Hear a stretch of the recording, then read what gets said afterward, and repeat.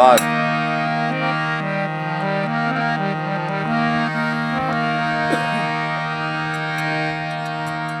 જીવ તો ગમે તારે જતો રહેવાનો બધા માટે.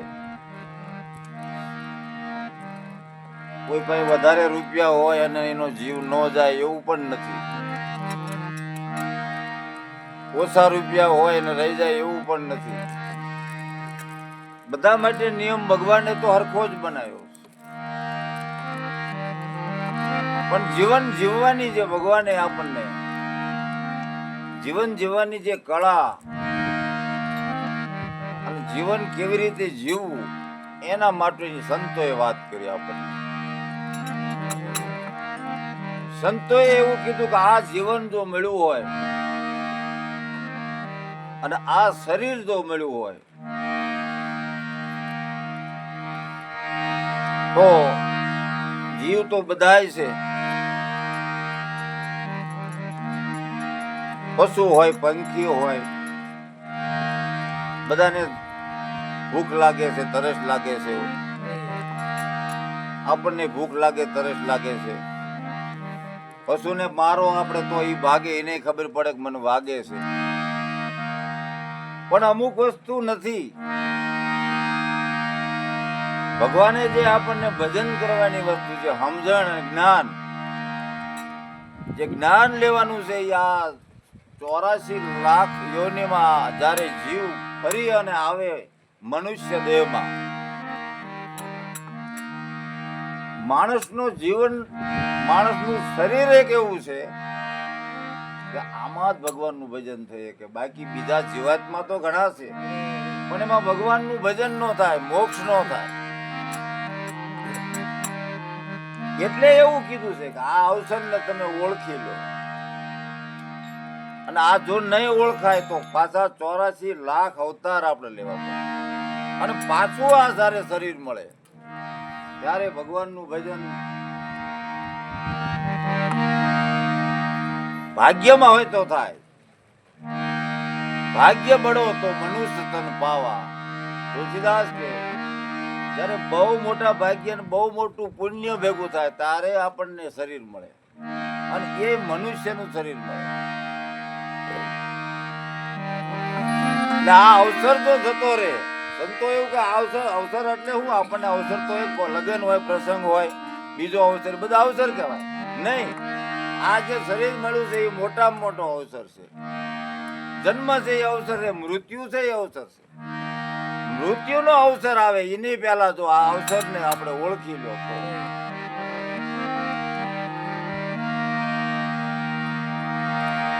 એટલે અમારે તો આ મિત્ર હતો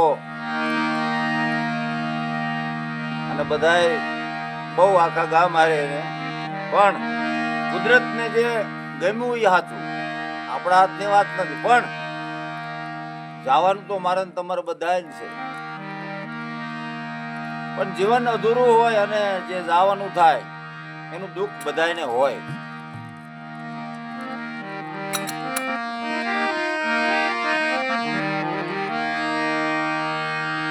કામ કરતા કરતા ભગવાનનું ભજન થઈ જાય. નકર તો આ સંતોએ ઉજાગરા કરવાનું આપણને કઈ કીધું જ ન હોય.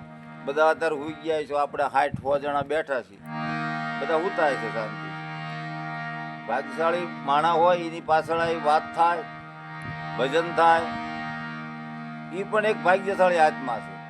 હોય ગમે એવું પણ જીવન ચોખ્ખું હોય માણસ. અને આ જીવન જે છે ને, સંતોએ એવું કીધું છે કોઈ માણસ પરખાય નહીં, ઓળખાય નહીં. કેવો માણસ કોણ છે ને? સાધુ હોય, શેતાન હોય, રોડે રખડતો ભટકતો હોય, ઈ પણ સાધુ હોય, આવું બને. આખું ગામ ન ગણતું હોય ઈ પણ સાધુનું જીવન જીવતો હોય. અને આખું ગામ સારી રીતે ગણતું હોય ઈ ગુંડો હોતો હોય. એવું હોય. પણ જ્યારે જ્યારે સમય મળે ત્યારે ભગવાનનું ભજન કરવું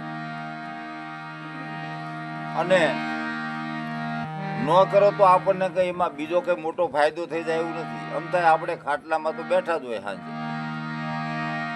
કદાચ નો ભગવાનનું નામ લ્યો અને 2 કલાક એમનામ બેહી રહ્યો તો કે બીજેથી લાભ તો થવાનું નથી કે 2000 5000 રૂપિયા ક્યાંથી બીજા આવી જવાના એવું છે. એટલે મનની અંદર ભગવાન એવું કીધું બધું તારું પણ તારું મન છે એ મારું. આમ બધું તારું પણ તારું મન છે એ મારી પાસે રાખ.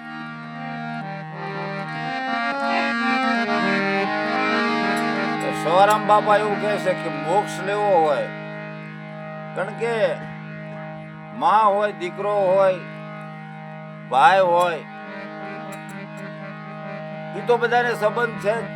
અને જ્યારે આપણે જોયું છે કે 92 લાખ માળવાના રાજા હતા એને ભેખ લઈ લીધો હતો અને માએ લેવરાયો તો આપણને ખ્યાલ છે કે આમાં કંઈક હશે મહત્વ છે.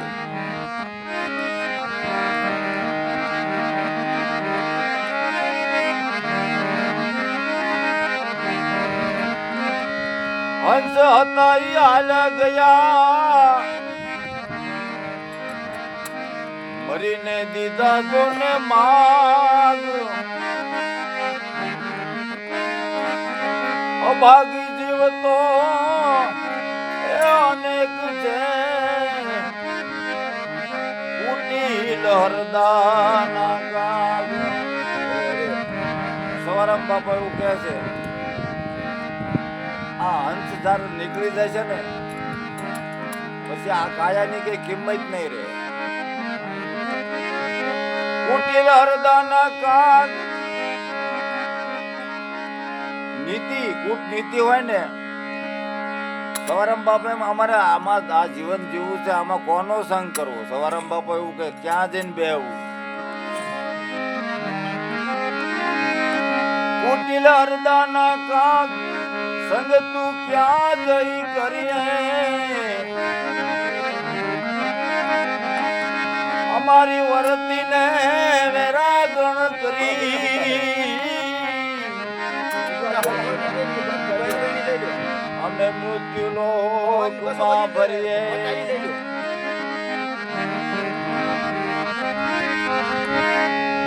શબ્દના પારખું કોઈ ભેટ છે ભક્તિ માં લે છે જોને ભાગ.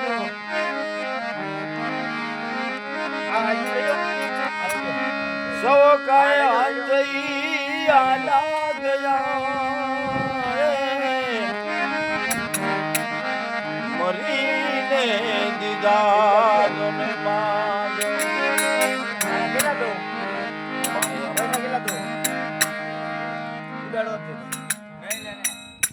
કેટલા દો એમ કહી દો.